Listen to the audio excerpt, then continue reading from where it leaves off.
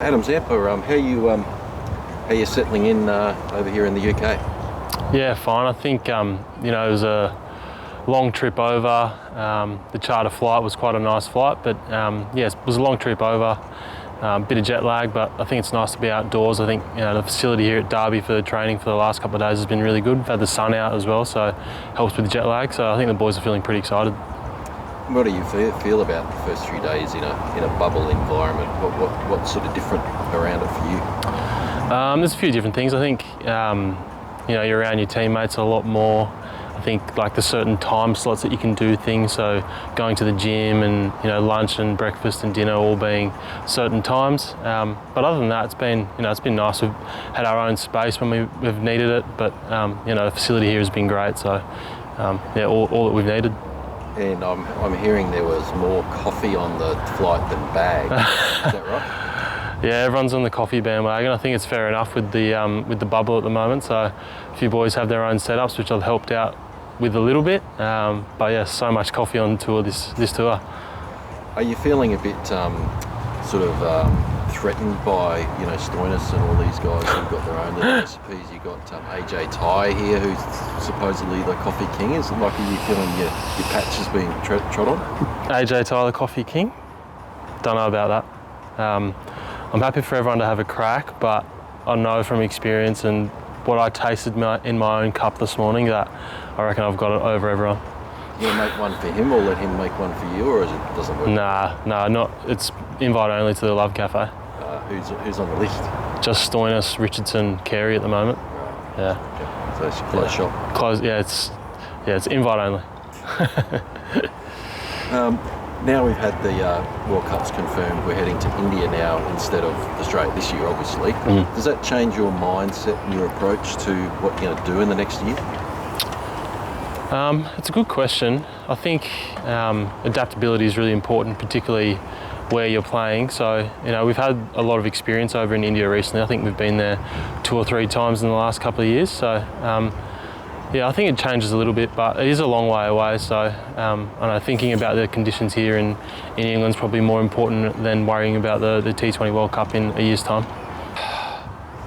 No, I think I've just come with experience a little bit more confident in my action and technical things that I've been working on. So, I think just the amount that we were playing helps as well. So, coming off a little break, it's been interesting, doing a pre-season, which a lot of us haven't had the opportunity to do in a long time. So, the boys are pretty fit and raring to go. But yeah, I think the momentum that we had in March is something that we can probably fight to gain back in England.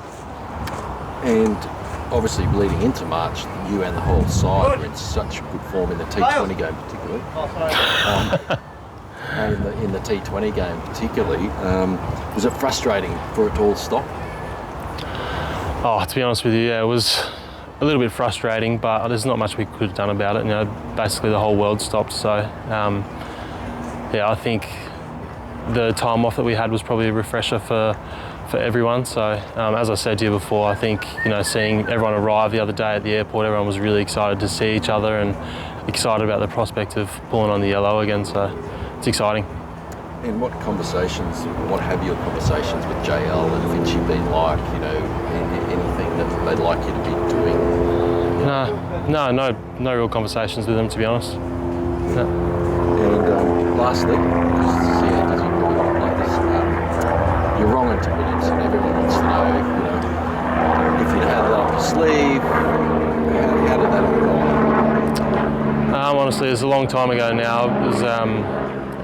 It was a really good feeling, but yeah, something I'd love to repeat. Feels like such a long time ago. It was before COVID, so it was really important in ball for me. I think I'd had a really strong series in South Africa where I played a different role to what I usually would play.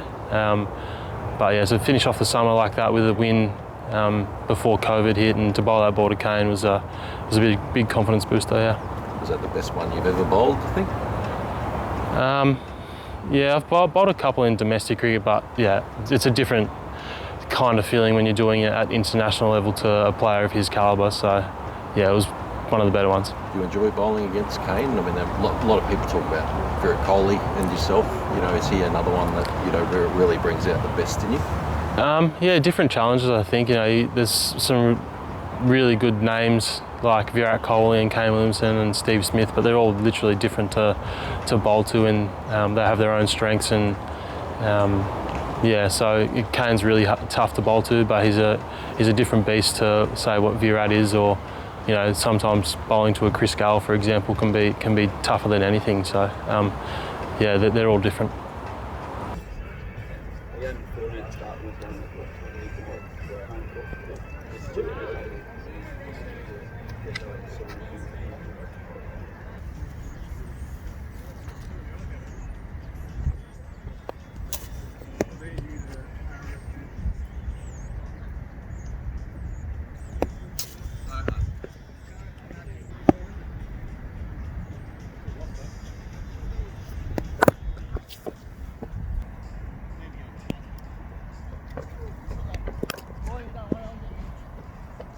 Sweet.